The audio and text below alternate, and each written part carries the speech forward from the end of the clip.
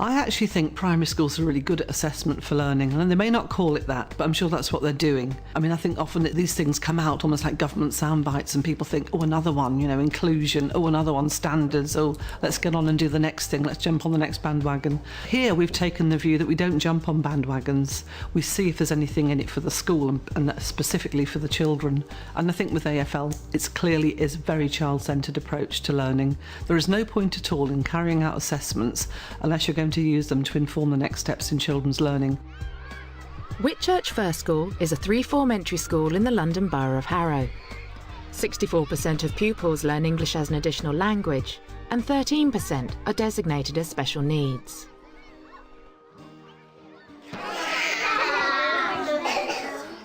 What do you think it is, A Alia? square. Why do you think it's a square? Because it has 4 sides. While they're still in the process of embedding assessment for learning across the whole school, central to their approach is a thorough knowledge and understanding of each individual child as they move through the early years. You really need to know all the children individually. I think that's the most important thing. You can't plan for learning effectively without knowing the children. Obviously, it is very difficult to tailor for 30 children's different needs, but by knowing the extremes, you can kind of plan for that. The assessment for learning, I think, should start in the home. Bringing the parents on board with new initiatives, new things happening in the school is part of what we do. What do they think their child likes learning? What do they think their child is good at? Which we do through parent conferencing. Thumbs up if you thought it went really well. In the middle if you found it a little bit difficult, and thumbs down if you found it really hard. I've been very fortunate in that I've been able to take my class up from year 1. It's been a great benefit because I actually know the children and I use my formative assessment to inform my planning as opposed to any summative tests that the children have actually taken at the end of year. Assessment for learning today then. I want you to think, first of all, about what kind of questions you think you ask frequently in class. What sort of questions? Could you categorise the kinds of questions you ask? What if? What would happen if? What would happen if? As part of the school's ongoing commitment to developing assessment for learning, they hold regular inset training for new and existing staff. What kind of questions do you ask? Open. Oh yeah, of course we do. Would anybody give an example of an open-ended question? What happened next? What? Oh, nice. What happened next? So that's about imagination and about creating a new ending or a new next point. But you know, there's absolutely shed loads of research that says teachers ask about 300 questions a day. 80 to 90% of them are short, managerial or factual questions. You do have to think about exactly what you're wanting to get as an answer, and if it is an explanation, then it obviously needs to be an open-ended question, but sometimes you do need a focused answer. I'm not saying open, brilliant, closed, dreadful at all. All right? The purpose of those questions is for us to shape the learning and to help the children shape their own learning. And I'm going to ask you, you were stuck with something and you wanted help, and somebody gave you more help than you needed. I know when my husband, we were looking at a map together, I go, but it's there, and all you have to do is do this, this, this and this. And I feel really de-skilled then and frustrated because I would have got there, but I didn't need him to tell me. Yeah. But he's not a teacher, so what do you expect? Research says we're consummate interferers. You know, we intervene too quickly. We dive in. Child stuck, oh, let me help. So, average wait time between asking a question and the next sound a teacher makes? 0.9 of a second. Can you tell me who it is? Queen Elizabeth II. Oh, so it's Queen Elizabeth II. Do you know something? It really looks like Queen Elizabeth II. Why do you think I'm saying it looks like Queen Elizabeth II? Because Queen Elizabeth II has grey hair. That's right. Can anybody tell me why they think this might not be correct? Why might that be correct? Because it's the wrong way round. Right, what's the wrong way round? The 3 and the 5. The 3 and the 5, what are these called? Digits. Well done, Jack. That's excellent. They're called digits. There's our 4 sides. Yes. Okay, what question could you now ask Maya to find more information? You know it's got Does it 4 have sides. 2 small sides and 2 long sides? What is it, Maya? A square. Is that correct? Is that correct? Yes, it is. Oh, It could have been a diamond. First thing we think about is our children and where they are. So it's a very child-centred curriculum. So the learning springs from that. We don't have a prescribed curriculum which we expect all the children just to engage in. It becomes an evolving curriculum. The current debate in our staff room is, if we tell the children what they're going to learn, how do we know what they think they're going to learn? And how do we know if they've learnt the thing we think we've taught them? Right, normally I have something written up on the board. What do I normally have written up on the board for you? Jack?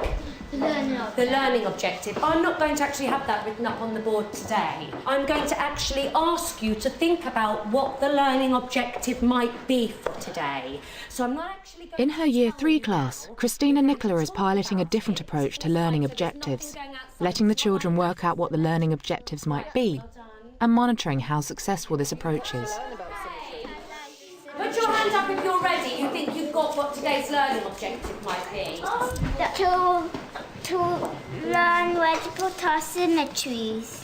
You're sort of there, Layla. That's not bad. We were creating, we were making something. What were we making, Layla? A symmetry pattern. A symmetrical pattern. So tell me again, what do you think the learning objective might be? To learn how to make a symmetrical To pattern. learn how to make a symmetrical pattern. Let's see whether Layla is correct. So our learning objective together is to understand and be able to draw a pattern. Okay, let's have a quick look. Hits, miss and maybes. Okay. Lovely smiley face. Put your hand up if that was a hit. Okay. Put your hand up if that is a maybe. And what about miss? Complete miss. Going to need a lot of help. Right, okay. Yes. I will be assessing whether they've understood the learning objective through the marking of their work, and also the hit, miss and maybe strategy that I use. The children can sort of assess themselves whether they actually feel they understood the learning objective, and then whether they feel that they understood the activity. Put up your hand if your hit, miss and maybe answer that you gave me before has changed. Layla, you changed yours, you're saying? Maybe. And now I'm starting to get a miss. So you're starting to get a bit of a miss. You were a maybe, now you're going for a miss. Roche. I started with maybes as well, but now I'm going for hits. Now you're going for a hit. Fantastic. Tiane. Quite near the miss, but now I turn to the hit. To the hit, fantastic. So just a couple that are actually a little bit less sure. Right, okay. Some of the children had actually, perhaps, for want of a better word, gone backwards. So I would like to move forward with that to perhaps asking the children as to why they feel that their answer changed, what they think had happened during the activity to make them change their mind. Thanks for letting me sit in on the lesson this morning. It was really valuable, very valuable. I've recorded that the children seem very aware of their own personal targets. Yes. Before the learning objective was known, so I was really glad it wasn't up there, because if it had been up there, they'd have all have said the same thing. That's right, yes. What would you have done if they had decided on a different learning objective?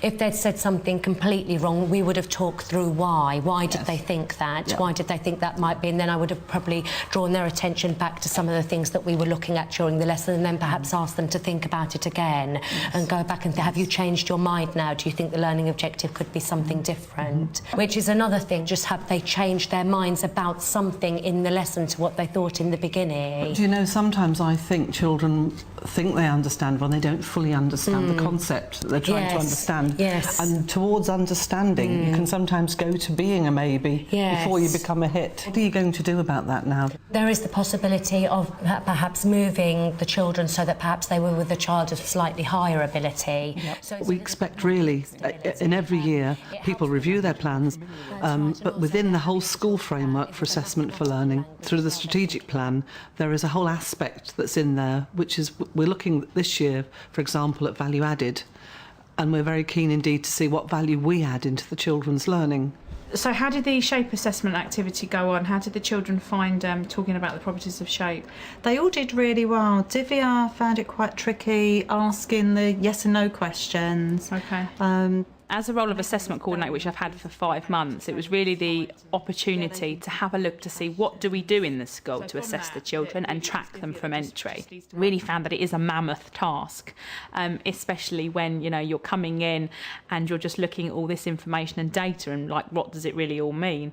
So I created a system whereby there is one format for every class teacher to use, which collates all the information. They can use those assessments in a quantitative form and then see where the next steps for learning are, and then when they assess them again to see who is making progress, who isn't, and use that as assessment for learning. So we do How well do you think now you can use this information to inform the learning? Because after all, the assessment's a piece of data that's useful, yes. but we now need to use that to plan the next Well, steps. we're moving on, and we've already put the targets into the children's literacy book. So we looked at the targets for writing, but there was a box that you could leave that if you look through their work and they had something additional to what was written down there, you could actually. It's group, but they can put their individual target on there. Yes. Do you think it will inform their learning for the year? Oh, completely, yes. Yeah. I mean, we've already talked about setting targets, and after the half term, we're going to spend some time conferencing with the children and actually going to write the targets as we speak to the children, because I think that will be more meaningful for them. Lots of children that surprised me. Some children have come back from the summer holidays and obviously having known my class before have all of a sudden learned so many new sounds, able to sound out independently. And so for me they've made a massive step, and without that piece of assessment would have already assumed that they wouldn't have made so much progress in the summer. We found in 2 classes that it's probably the sort of high flyers and the middle attainers that have dropped. Perhaps more complacent about their learning. That's than the other right, children. yes. And perhaps their families are more complacent. That's as well. right. Maybe for next year, we'll put that into our planning to ensure that parents know. Even if we put it within the report, if I do a letter towards the end of the summer term and say, this is what can happen unless you intervene. Jana, what do you think you need to do to get even better at learning? I need to get better at my writing. You think your writing is the thing. What about your writing would you like to get better at? Handwriting. Femi, what about you? What do you need to get better at learning? Religious education. Oh, religious education. We're just starting conferencing with our pupils. That's very much in its infancy. But the few conferences that we've held so far with pupils have shown us that A, it needs to be one-to-one, and B, it needs to be the teacher not saying too much. I need more practice to learn more words, because most lessons I say, what does that mean? What does that mean? Most lessons. Some words are a bit complicated for me. It's very important as staff to always be learning ourselves. We can't be a place of learning for children if we're not learning. And if we've got a closed attitude to what learning means, then we won't be able to pass on good messages to our children. Now your teacher's going to be sitting talking to all of you, and she wants to know what you think about your learning. Because when we talk to you about your learning, whose learning is it? Ours! Yes.